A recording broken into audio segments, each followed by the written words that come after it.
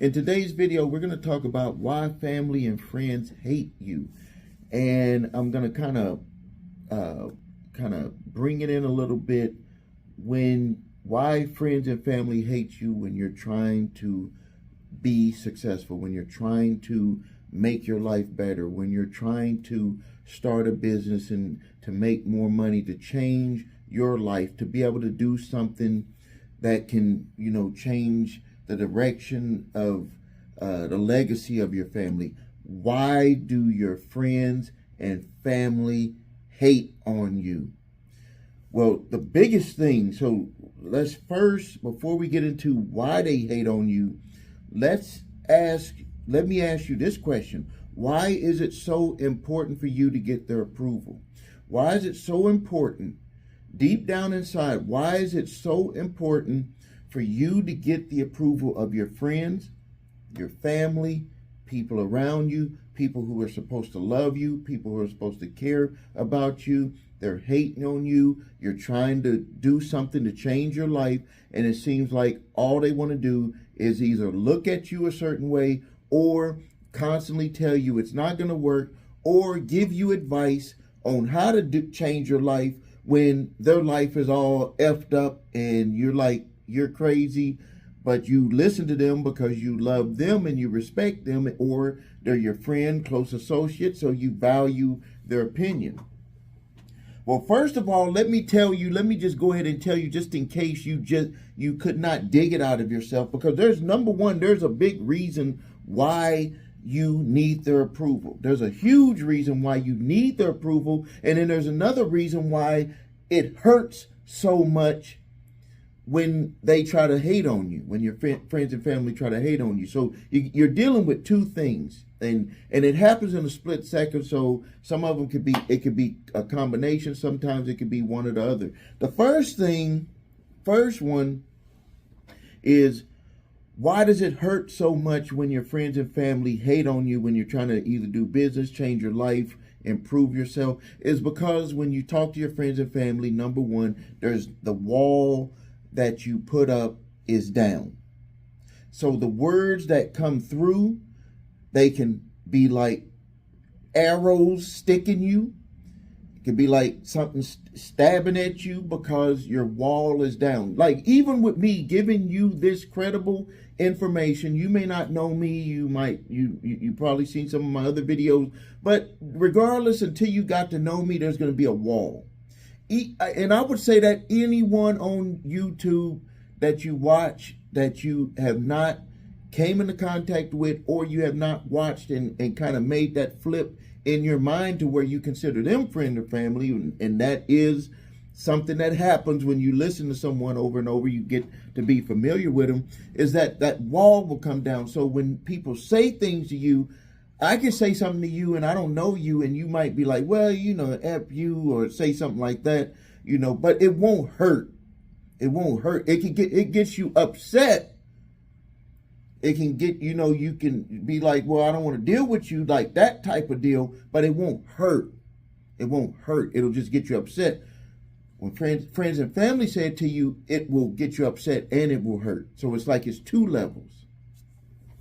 Now, on the other side, when you're dealing with family and friends, the other reason why you want to get their approval is because you believe that they care and love you, and it's like in your mind you're scrambled around, and you're wondering, why would they ever say something like that to you? They're supposed to love you, they're supposed to care about you, they're supposed to want the best for you. And I'm here to tell you, and it has happened to me, so I know this for a fact, and you know this when I say it. There are family and friends who do not want to see you do well. There's going to be, let me tell you the different levels.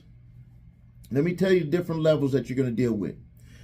There's going to be people who consider themselves, no matter what, above you, and they're no matter what, you're not going to be able to either do business with them the way that you think that you want to do business with them, or you're not even going to be able to relate to them the way that you believe you should be able to relate to them. When you run into people in situations like that, you have to know how to maneuver yourself in that type of situation. Because here's the crazy thing about it is that that individual does want to get your help. It's just that the way that you're approaching it, your mindset is not right to be able to give that individual some type of help for whatever, if you're selling them a product or service, or if you're just trying to give them advice on something. That it's crazy when I was working my way up, and before I became a millionaire, there were several millionaires that I came in contact with, several, and they would ask my opinion, but when they asked my opinion, it was more of digging on the mindset of someone that was on my level. I wasn't in the millionaire level yet. When I got to the millionaire level, though, it was like it was a flip. They would actually ask for meetings to sit down with me, and they're asking my opinion, and the opinion is for them to be able to move forward. So listen to me closely, because you might get lost with how I said that. And this is the reason why you have trouble with people right now, family and friends. They're thinking of you on this level right now. Other than just not, which I should need to add a third one, I'm going to put it on my notes, is that they wish they would have done it. So I'm going to put that in my note, because I want to get back to this other one here. Have done it. Okay, so we're going to get to that too. So dealing with these millionaire friends, before I became a millionaire, they would talk to me, but they were asking me questions, but the questions were just to see what the mindset of people on my level was about, so they could be able to influence that level, the lower level of people that was under the millionaire, either the millionaire mindset or the making millions of dollars. Because remember, everybody has to make money somehow from everybody.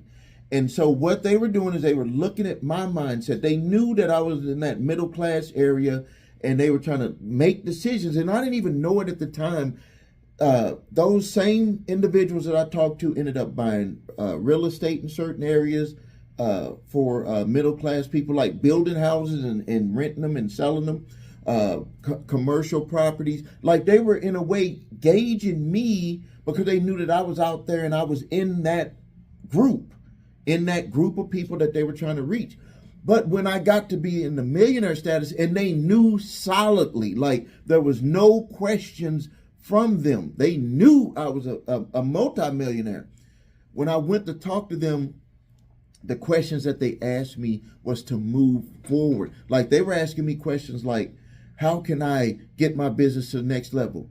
Or, my son and I started this business, and we need to know what we can do to get this business moving forward. It was more of giving them actual answers on what they could do. The other ones was both of them are what you can do, but one was to just get my mind, understand the mindset of me, because I was their consumer, in a sense. The other one was I'm their consultant, I'm their advisor, and they listen and they know because of the level that I'm at. So, if you're trying to work within some of the dynamics, even in your family, that could be a dynamic. Even if an individual in your family is not rich, but they're doing better than you, or they're always have done better than you, even when you're doing better than them, they don't really see it that way. They see it the way that I'm about to tell you right now, which was the number 3 way, is that they are going to wish, when they start to see your success, when they start to see that you have the drive, the strength, that you're starting to show, because you got to show this on the inside first, and it will start to materialize on the outside second. And the first way it's going to materialize is that you're going to be an excited person. You're going to be a motivated person. You're going to be that nonstop person, no matter what people say to you, friends and family. It's just like it bounces off of you because you are determined to get to where you want to be. And when your friends and family start to see that, they're going to be wishing that they had the initiative and took what they felt on the inside and did it, instead of listening to other people. Let me tell you a quick story of something that happened to me. In 1990, my wife and I started our first business. It was in the publishing business, free advertising publication where we went around to small business owners who couldn't afford to advertise in a daily paper. We put together this free publication that where we passed it out at the stores, and we offered advertising for them cheaper than what the daily paper. It came out every week, passed around, collected money, very good business.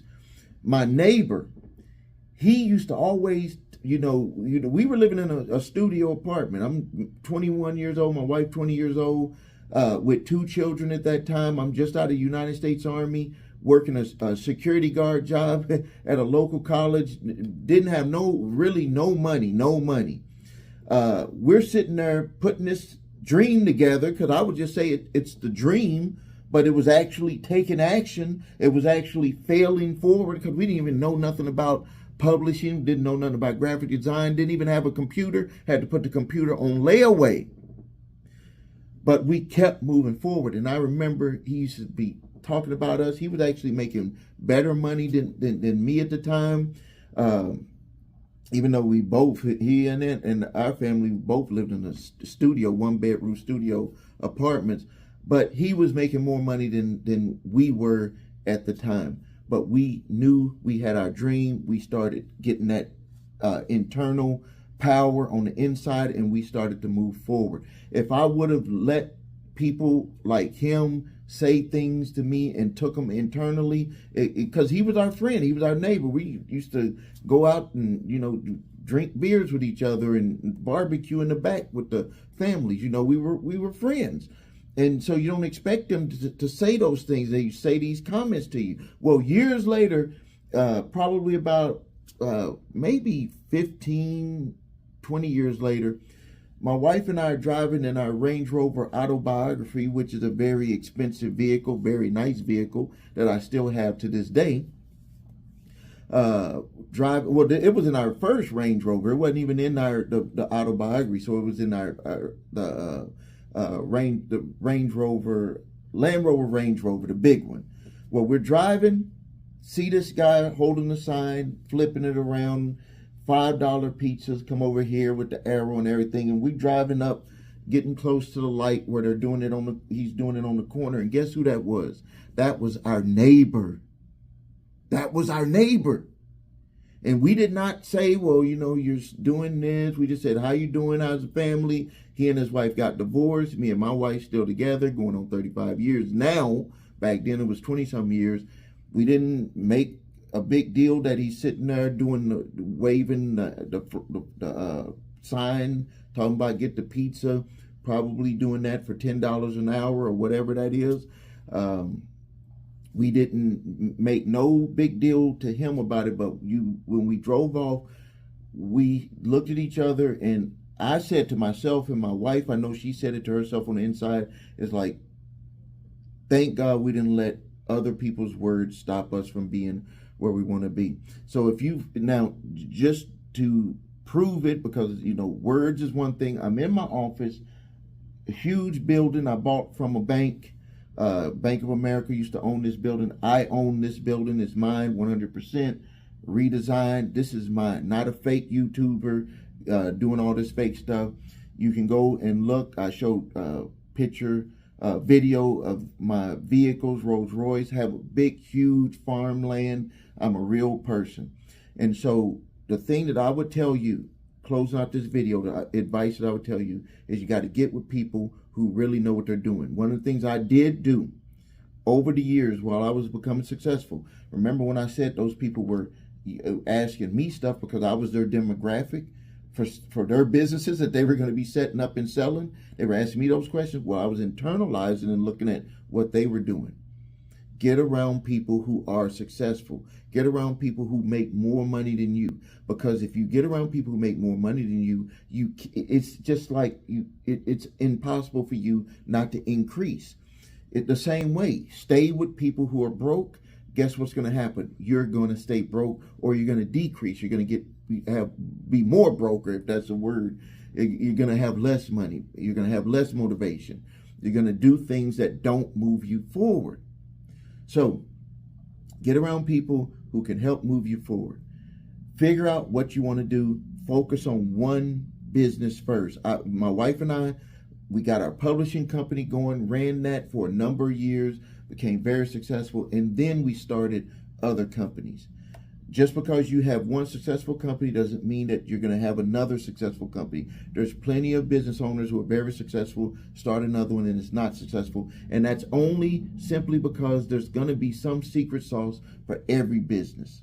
But you won't even be able to get to that level to even have a chance to be successful in the other businesses that you start if you don't get one under your belt. When you get one successful business under your belt, you're going to know the ups and downs. You're going to know the ins and outs. You're going to be true, like how they say, true to the game. That means that if someone, one of your employees, like I have getting close to 200 employees with all of my businesses combined, if one of them were to walk up to me and ask me a question, I'm going to be able to give them the answer when it comes to business. Now, I do have companies where I don't do anything for them. I just financed them, got them going. I must admit that those businesses, that employee walk up to me and they ask me something about the business, I would not really know too much about it.